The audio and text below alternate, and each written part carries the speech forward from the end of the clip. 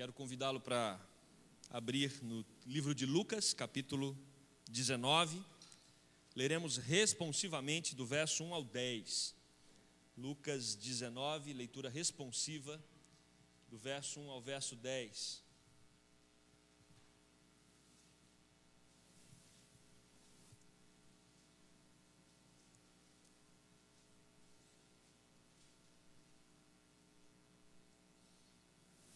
Lucas 19, 1 a 10, diz assim a palavra do Senhor. Entrando em Jericó, atravessava Jesus a cidade.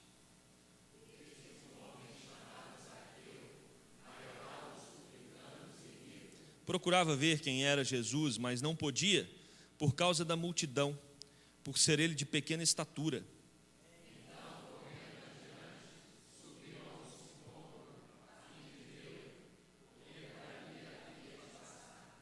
Quando Jesus chegou àquele lugar, olhando para cima, disse-lhe: Zaqueu, desce depressa, pois me convém ficar hoje em tua casa.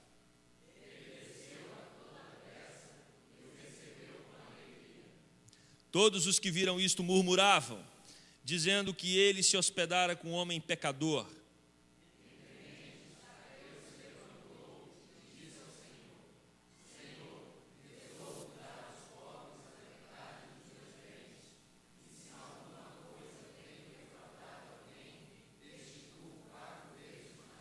Então Jesus lhe disse: hoje houve salvação nesta casa, pois que também este é filho de Abraão.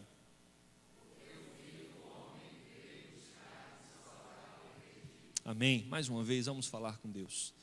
Querido Deus, fala ao nosso coração. Precisamos ouvir a tua mensagem, no nome de Jesus. Amém. Amém. Você tem aí na sua mente registrado o dia em que você entregou sua vida para Jesus? E o quanto foi impactante aquele dia, quanto foi ele emocionante. Foi num retiro, foi na igreja, foi num encontro, aonde foi? Eu tenho aqui na minha mente, bem fresco, o dia que eu encontrei Jesus, ou o dia em que Jesus me encontrou, me chamou para fazer parte do povo dele. E eu sei que muitas pessoas guardam esse dia com muito carinho, porque sem dúvida nenhuma, foi o principal dia das nossas vidas, porque foi o dia em que a salvação nos alcançou. Talvez uma das experiências mais marcantes que eu já ouvi no meu ministério foi de um adolescente de 16 anos, o nome dele Felipe, estava com um tumor terrível, já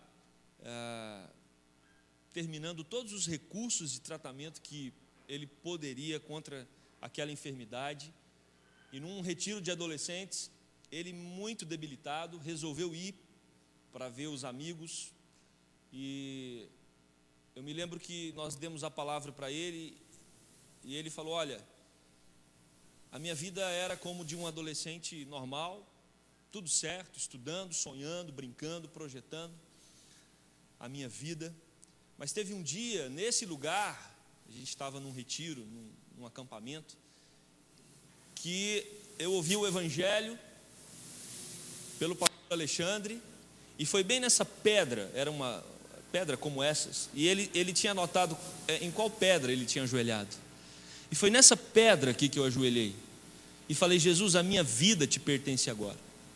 Poucos meses depois eu contraí essa doença, estou debilitado, lutando contra essa enfermidade, não sei no que vai dar, mas uma certeza eu tenho a vida eterna. Esse adolescente faleceu. Foi uma dos momentos mais difíceis na minha caminhada com o trabalho com adolescentes. Mas foi impressionante como ele tinha registrado até o lugar onde ele ajoelhou e entregou a vida dele para Jesus. Você tem a sua história, e nós temos aqui uma história de um homem chamado Zaqueu. Me lembro agora de uma outra história contada por missionários. Vocês sabiam que missionários que trabalham nos povos islâmicos, eles não podem ser identificados, por isso eu não vou dizer o nome dele. Mas um missionário que esteve recentemente em Anápolis, meu sogro teve a oportunidade de ouvi-lo, faz um trabalho missionário no Oriente, e eles não podem reunir publicamente, então eles vão de tempos em tempos no deserto para poder orar e para poder pedir a orientação de Deus para o trabalho, e eles vão evangelizando de uma maneira muito sutil, mas pessoas vão convertendo, o evangelho está entrando ali. Só que quem converte não pode dizer que é evangélico, se dizer que é evangélico morre. E esse pastor dizendo que um dos momentos mais emocionantes desse ministério dele foi quando eles chegaram para orar no deserto e 2 irmãos se encontraram, um sem saber que o outro também tinha rendido aos pés de Jesus. Histórias marcantes de um evangelho que é poderoso, de um evangelho que está transformando vidas em todos os recantos desse mundo. Nós temos aqui a história de um sujeito complicado. Às vezes nós tendemos a achar que as pessoas complicadas estão fora da igreja, mas esse é um texto muito interessante. Primeiro, é um texto interessante porque o contexto está falando de dinheiro, e Jesus, se você se ater ao evangelho, você vai perceber que esse é um assunto que Jesus sempre está tocando nele, porque é um problema. As riquezas são um problema para a nossa caminhada cristã. Não há como você servir a 2 senhores, ou você serve a Deus, ou você serve às riquezas. Mas por outro lado, a Bíblia nunca proíbe alguém de ser rico. O que a Bíblia observa, o que a palavra de Deus nos mostra, é o cuidado que nós precisamos ter para não nos curvarmos diante daquilo que nós temos, das nossas posses. O capítulo 18, do verso 18 ao 23, a história do jovem rico que não queria abrir mão das suas riquezas para seguir Jesus. Depois do versículo 24 ao 29, Jesus vai falar sobre o perigo das riquezas. É mais fácil um camelo passar pelo fundo de uma agulha do que um rico herdar a vida eterna.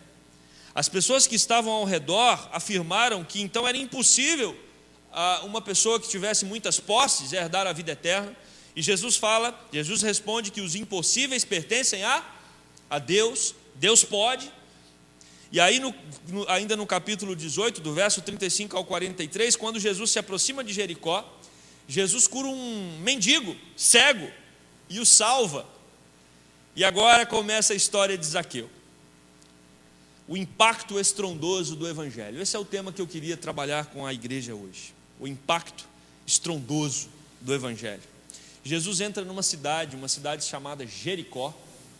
Atravessou ali aquela cidade. Jericó era um pequeno paraíso, era um lugar muito bonito, com as suas palmeiras e os seus roseirais. Havia ali um grande palácio de inverno, um famoso teatro e um hipódromo. Parece com alguma coisa que vocês conhecem, não? Vou repetir: palmeiras, hipódromo. O clima era agradabilíssimo. E algumas ruas foram enfeitadas com sicômoros enfileirados. Manuel Ferreira, né? Jesus estava atravessando aquela cidade, aquele lugar lindo, prazeroso. O texto dá a ideia de que Jesus não iria parar ali, ele estava só atravessando. Jericó era uma das 3 cidades mais ricas da Palestina, um grande centro comercial e uma grande produtora de unguento derivado do bálsamo. Por essas razões, ela produzia altos impostos para o Império Romano.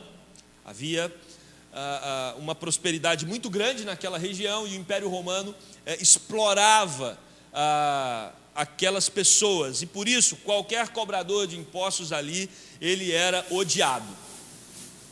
Dos versos 2 ao 4, nós percebemos que tem um sujeito chamado Zaqueu, que não era o cobrador de imposto, não, ele era o chefe dos cobradores de impostos.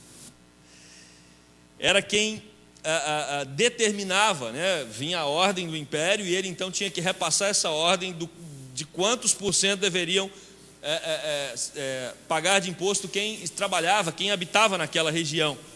E, meus amados, os judeus consideravam os publicanos como traidores e ladrões. Poderíamos fazer aí uma comparação com alguns dos nossos políticos, pessoas que nós, infelizmente, as temos como exploradoras de uma massa, de uma população. E aí, o que move, Jesus era uma pessoa extremamente popular na sua época. Jesus era popular porque ele fazia coisas extraordinárias. Imagina, a notícia correndo de que um coxo havia andado porque um homem chamado Jesus disse para aquele homem: levanta e anda, e ele levantava e andava. Cegos estavam vendo. Jesus, ele tinha poderes impressionantes, e a multidão o seguia não porque o amava de todo o coração, mas porque elas estavam prontas para ver alguma coisa espetacular que Jesus porventura pudesse fazer. É claro que nessa multidão você tem pessoas sinceras e fiéis que também amam a Jesus e que também querem estar perto de Jesus, aprender de Jesus, servir e seguir a Jesus, mas você tem uma massa que quer simplesmente observar as coisas extraordinárias que ele pode fazer. Zaqueu era um sujeito de pequena estatura.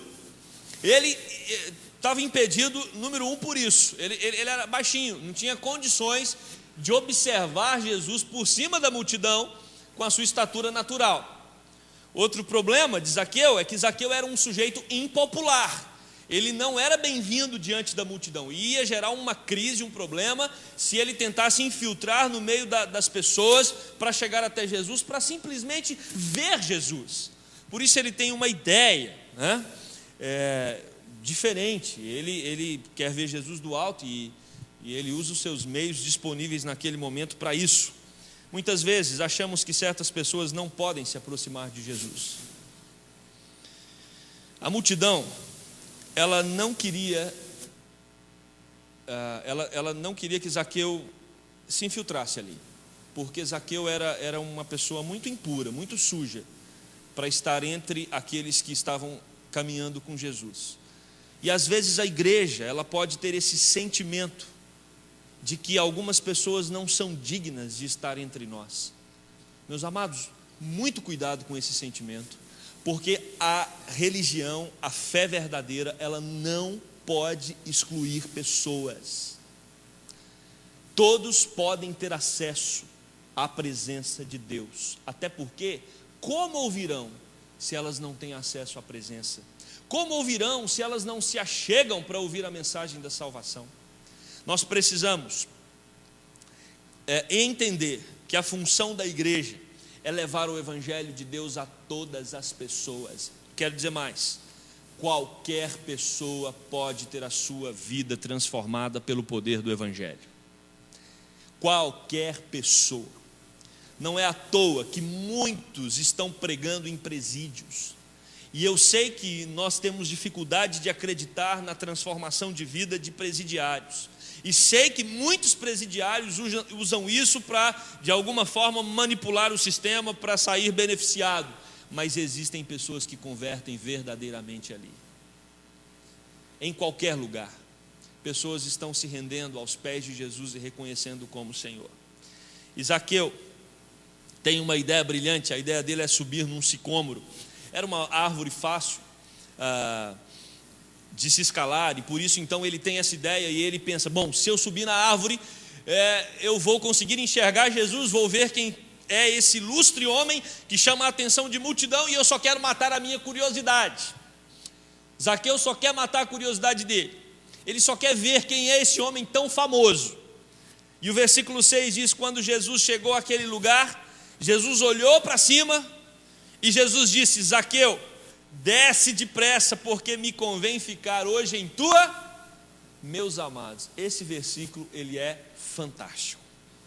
Primeiro, porque Jesus chega. Assim como Jesus chegou na minha vida, Jesus chegou na sua vida, Jesus chegou na vida de Zaqueu. É Jesus quem chega. É Jesus quem vai até. O homem está em cima da árvore simplesmente para vê-lo passar. Mas de repente Jesus chega. Outro fator que é muito interessante é porque Jesus poderia passar e Zaqueu vê-lo e Jesus não perceber que tinha alguém em cima da árvore. Mas Jesus não só chega próximo de Zaqueu, mas Jesus para. Jesus para dar atenção para as crianças. Jesus para falar com aquela mulher que tinha hemorragia. Jesus para curar o coxo. Jesus para curar o cego. Jesus para você. Jesus para nós. Jesus não é um indivíduo que, mesmo com o ministério, com uma agenda lotada, vezes e vezes percebemos Jesus saindo para o deserto para orar, indo mar adentro com o seu barco para descansar. Mas Jesus não é um sujeito que tem uma agenda tão cheia que ele não tem tempo para você. A mensagem do Evangelho é clara: Jesus Cristo para te dar atenção. Essa é uma característica do nosso Senhor. Por isso, quando você for até a presença dEle, não duvide, Ele está atento a tudo que você está colocando na presença dEle. Não duvide, Jesus para te dar atenção.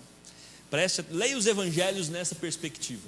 Jesus sempre parando e dando atenção às pessoas. E tem um outro fator: Jesus não só para, mas Jesus olha para Zaqueu. E aí eu imagino Zaqueu, porque aquele homem queria passar desapercebido. Mas agora não só Jesus para, Jesus olha, como Ele olhou um dia para mim e para você, como Ele olhou para nós, e o seu olhar cativante nos chamou para ser dele. E Jesus aqui, Ele olha para Zaqueu,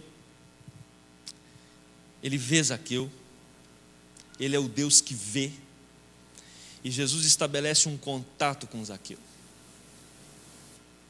Zaqueu, o grande pecador, que não podia passar por entre as pessoas, porque seria zombado, teria problemas seríssimos.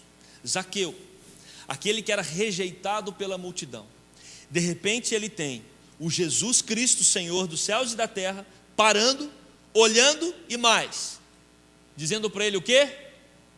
Desce, desce, desce, Zaqueu, porque eu quero te fazer um convite. Eu quero ir na sua casa. Meus amados, Jesus já estabelece uma relação de intimidade com Zaqueu.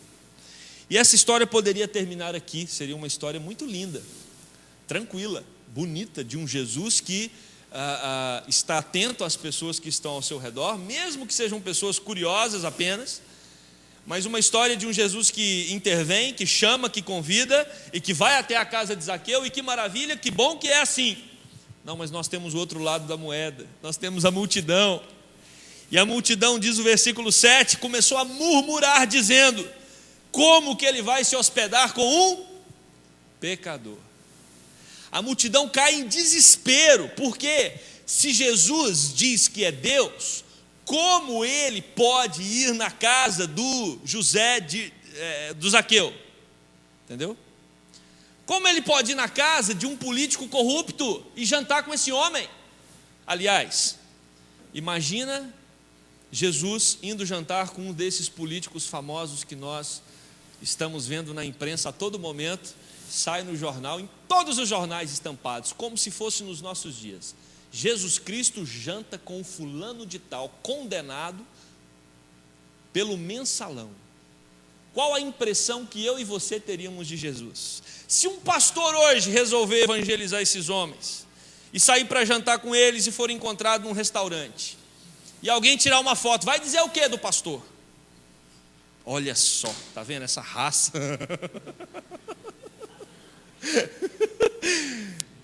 Irmãos, nós precisamos dimensionar o que o texto está dizendo.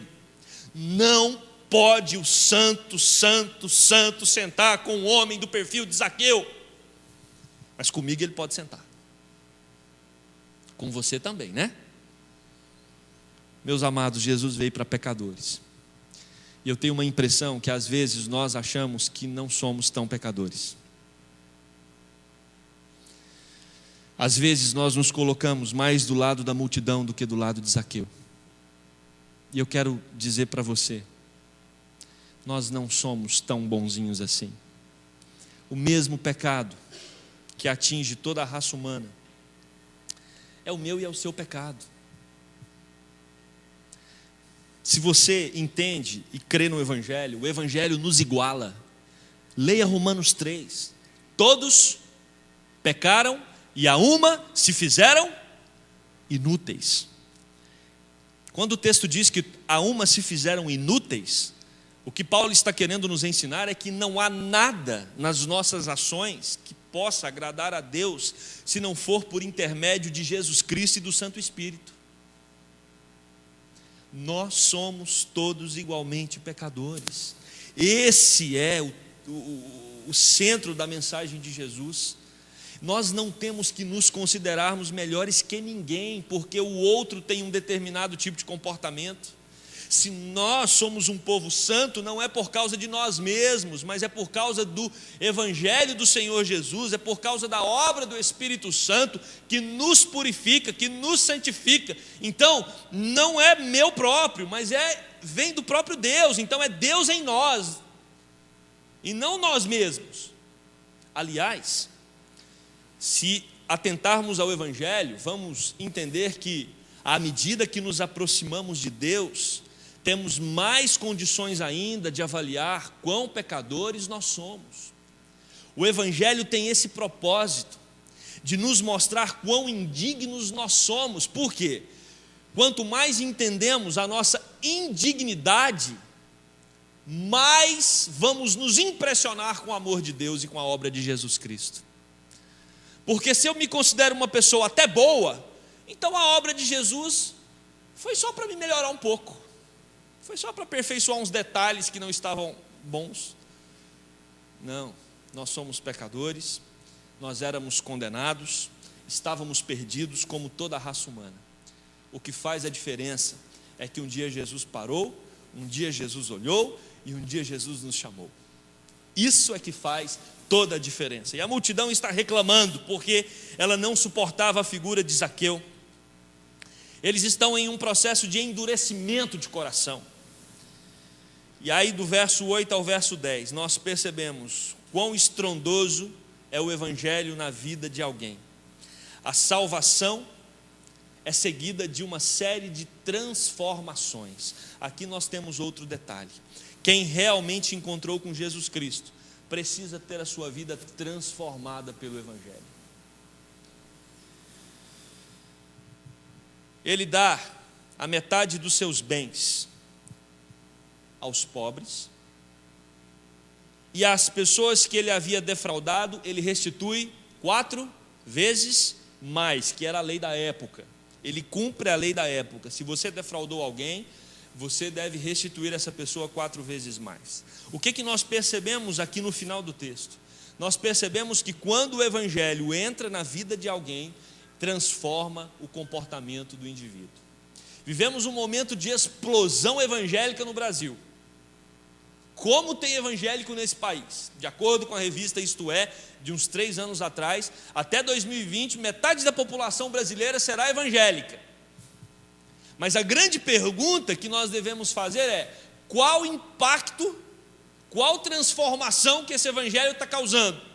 Porque evangelho que não causa impacto, evangelho que não causa transformação, não é evangelho do Senhor Jesus Cristo. Não é evangelho do Senhor Jesus Cristo. Alguém que tinha uma vida marcada por distorções morais pelo pecado, encontrou com Jesus e continua com as mesmas práticas, essa pessoa, ela pode ser mais uma da multidão.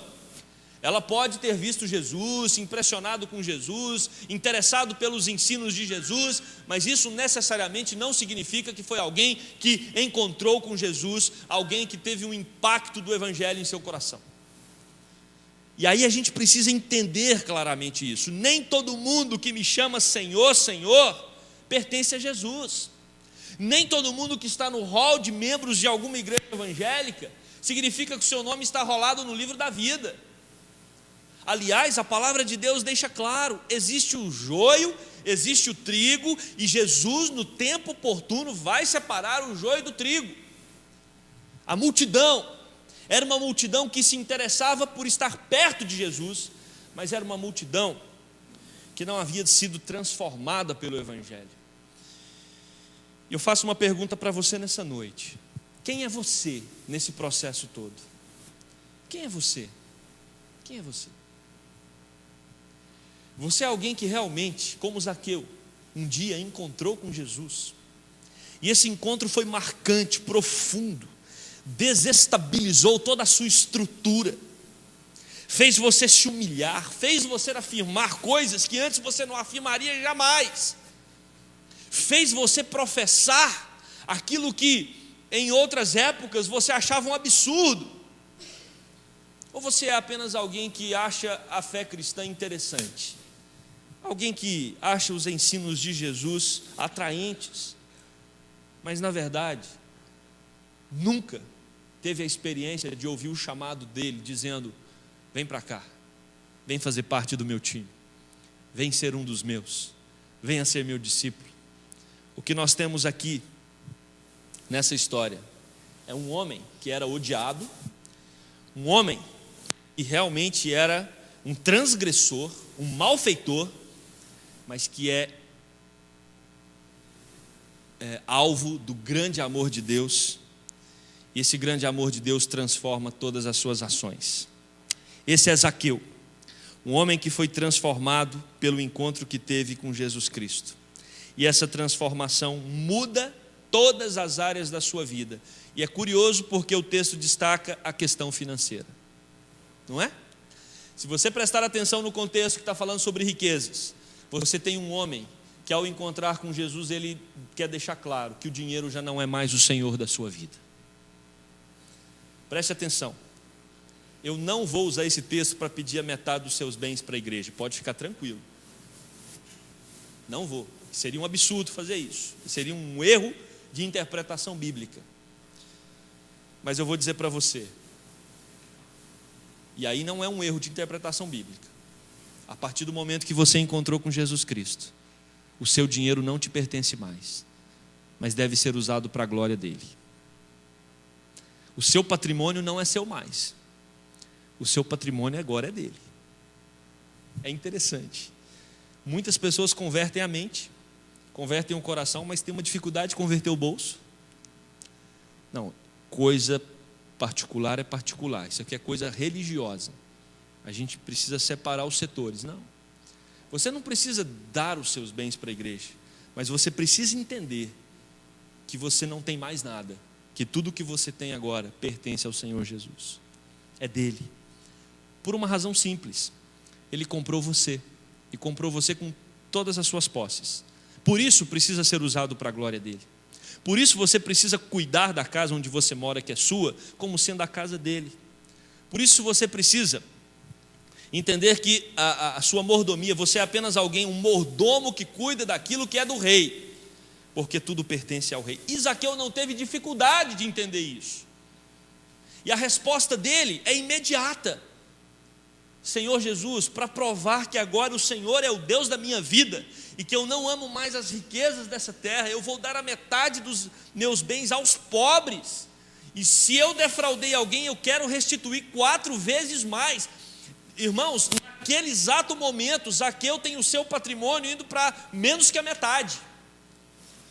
Mas sabe por que ele fez isso? Porque ele entendeu que ele encontrou alguma coisa muito maior, que foi a salvação em Cristo Jesus. E Jesus não satisfeito, Jesus provoca ainda mais a ira da multidão,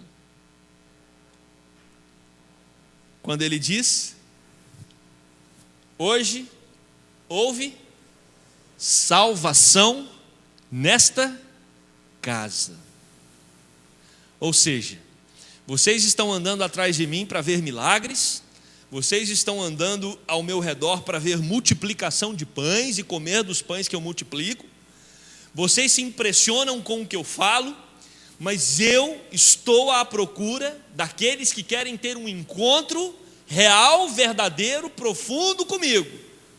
E o que vocês acabaram de ver aqui agora foi essa transformação de um malfeitor que foi lavado, que foi remido e que foi salvo agora, porque creu que eu sou o Filho de Deus, e por isso ele também é filho de Abraão. Com essa afirmação, Jesus nocauteia a multidão, porque dizer que aquele sujeito que explorava o povo judeu, aquele homem, um impostor, um corrupto, aquele homem era um filho de Abraão, aí é um absurdo. Mas Jesus disse: porque filho de Abraão é aquele que crê que ele é o Salvador. Filho de Abraão é aquele que tem fé, porque Abraão é o pai da fé. E Zaqueu mostrou naquele momento que ele era um homem que tinha fé, que ele depositou toda a sua vida aos pés de Jesus. É Jesus quem busca o pecador. E um dia Jesus nos buscou. Um dia Jesus chegou até nós e nos deu a salvação. Celebre essa salvação, se alegre nessa salvação, cante essa salvação, conte aos outros acerca dessa salvação. Eu quero concluir esse sermão dizendo para você que o Evangelho, ele chega de maneira surpreendente e inesperada. Talvez nós temos pessoas aqui que estão orando pela conversão de parentes, de amigos, de filhos. Zaqueu era apenas um curioso. E Jesus Cristo transformou a sua vida. E Jesus transformou o seu coração. Continue orando. A salvação vai chegar de maneira inesperada. Maneira inesperada. O Evangelho não faz acepção de pessoas. Não faz acepção de pessoas. Ah, pastor, mas eu tenho um parente, eu tenho um amigo. Esse, olha, ele zomba da fé. Ele diz que esses crentes são malucos. Esse tem o coração duro. Já viu que nós temos esses termos para catalogar algumas pessoas? Esse, o coração é duro. Não existe o coração duro quando Jesus chama. A voz do pastor é tão suave, a voz do pastor é tão meiga, tão doce, que qualquer um se derrete na presença dele e se lança aos seus pés. Não existe coração duro para Jesus. Você acha que existe um coração mais duro nesses termos do que do apóstolo Paulo, que era Saulo, que estava saindo para perseguir os cristãos, para impedir o progresso do Evangelho? E de repente Jesus aparece para ele com uma voz doce, meiga, diz: Saulo, Saulo, por que me persegues? E aquele homem se desmancha na presença do Salvador. Não tem homem, não tem mulher, não tem jovem, não tem criança que resiste à voz do doce pastor quando ele chama. O Evangelho impacta profundamente. Jesus não veio para consertar sua vida. Sua vida não tem conserto. Jesus não veio para melhorar. Jesus veio para te dar uma nova vida. Nova vida. A Bíblia vai dizer que nós devemos nos despir do velho homem e nos revestir do novo homem. Jesus veio para te dar uma nova vida. Jesus não tem uma funilaria espiritual para consertar. É uma concessionária mesmo. É uma vida nova. Jesus veio para fazer tudo novo na sua vida, para encher o seu coração de brilho, para encher o seu coração de esperança, para acender todas as luzes da sua alma e espantar dali todas as trevas. Para isso que Jesus veio. O Evangelho transforma, meus amados, e transforma verdadeiramente. O Evangelho é um Evangelho que muda as pessoas. Você que entrou aqui hoje, se você já tem Jesus no coração, e quando eu falei do dia que você entregou a sua vida para Jesus, eu queria que você tirasse essa noite, quem sabe até essa semana, para você celebrar esse dia, para você trazer à memória e pensar exaustivamente no momento em que você nasceu de novo, no momento em que você começou uma nova história. Celebre isso, celebre a sua salvação, cante a sua salvação, cante esse impacto estrondoso que Jesus fez na sua alma, louve a Deus por isso, exalte ao Senhor pela salvação. Mas se você entrou aqui hoje à noite, achando Jesus até um sujeito interessante, curioso, querendo entender o que será que essa igreja tem para me dizer, eu quero dizer para você, Jesus Cristo pode estar te chamando nessa noite. Ele é o bom pastor, e quando Ele chama, nós nos prostramos diante dos seus pés e reconhecemos que Ele é aquele que pode nos dar a verdadeira alegria, a única vida Ele é aquele que pode encher os nossos corações de esperança. Ele é aquele que nos transporta para uma realidade eterna. Ele é aquele que faz com que a nossa vida tenha um significado não apenas temporário e transitório, mas aquele que faz com que a nossa vida tenha um significado para todo sempre.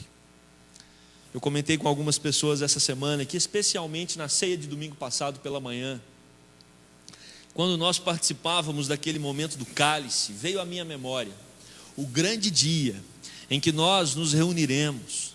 E Jesus fala isso no Evangelho de Mateus, capítulo 26, versículo 30. Quando nós vamos nos ajuntar com Jesus e vamos celebrar a ceia, todos nós juntos, pela primeira vez nos céus. Ali vai estar você, eu, todos aqueles que creram em Jesus como Salvador em toda a história, pessoas que eu e você amamos e que já partiram, encontraremos lá. E aí eu tenho uma notícia melhor ainda: não vamos nos separar nunca mais. Essa é a mensagem do Evangelho. E aí a gente vai bater um papo com Zaqueu. Zaqueu, me conta. A gente vai conversar com Saulo, a gente vai conversar com Barnabé, a gente vai conversar com Abraão, a gente vai falar com Noé. Que multidão, que sonho. É nisso que nós temos que focar. E foi esse evangelho que Zaqueu conheceu. Foi essa mensagem que transformou a vida desse rapaz, desse impostor, desse homem odiado pela sua geração, mas amado por Jesus. Você que ainda não encontrou esse Jesus, talvez hoje seja a sua noite. Não é a minha voz, não é o que eu estou falando aqui, é o Espírito Santo que vai falar ao seu coração. E quando o Espírito Santo fala, não tem quem resista. Vamos curvar as nossas cabeças, vamos orar.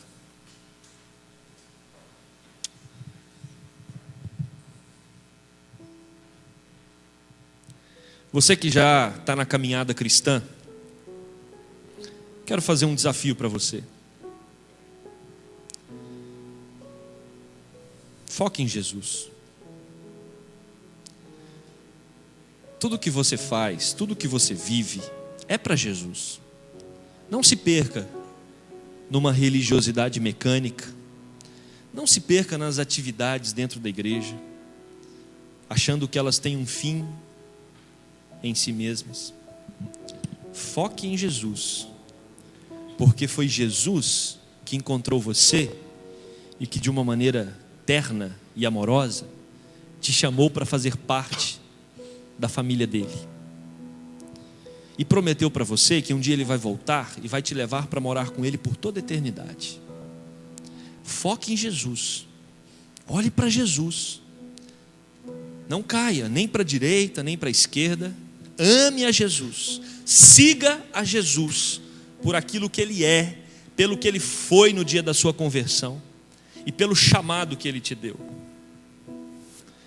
Mas se você ainda não encontrou com Jesus Cristo, às vezes você conhece a igreja evangélica, às vezes você até conhece a história de Jesus, mas ainda não teve o encontro estrondoso com Ele.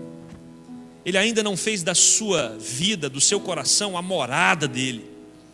Ele ainda não acendeu todos os cômodos do seu coração. Hoje é dia de luz para a sua alma. Hoje é dia de salvação. Se você está ouvindo a voz do Espírito Santo de Deus te chamando, se você está com os olhos da fé, percebendo que Jesus, o bom pastor, está te convidando para segui-lo, vá, siga-o e ame-o de todo o coração. Assim como Zaqueu fez. Zaqueu desce depressa. E rapidamente Zaqueu desce e vai com Jesus e diz: Jesus, a partir de agora, na minha vida, tudo se faz novo. E eu quero te amar por toda a vida. Assim como aquele adolescente que sabia até em qual pedra ele havia ajoelhado, o dia que ele havia entregado a sua vida para Jesus, talvez hoje seja o seu dia. O dia em que você se rendeu aos pés de Jesus e disse: toma minha vida nas tuas mãos, transforma o meu coração, me dê a salvação, me dê a vida eterna. Querido Deus, a tua palavra foi pregada, teu evangelho foi anunciado. O Senhor transformou de uma maneira maravilhosa a vida de Zaqueu, mas não foi diferente daquilo que o Senhor fez na vida de muitos que estão aqui hoje à noite. Pessoas que foram impactadas, marcadas, seladas pelo teu Espírito, porque um dia encontraram com Jesus Cristo. E por isso vamos viver com Jesus e todos os santos por toda a eternidade. Oh Deus, mas se porventura tem alguém ainda aqui nesta noite que não conhece o amor do teu Filho, que o teu Santo Espírito revele, e que esse amor transborde nestes corações, para que haja salvação, para que estes possam também se tornar filhos de Abraão. Esta é a nossa oração, no nome de Jesus Cristo, aquele que tem poder de transformar qualquer coração. Amém e amém.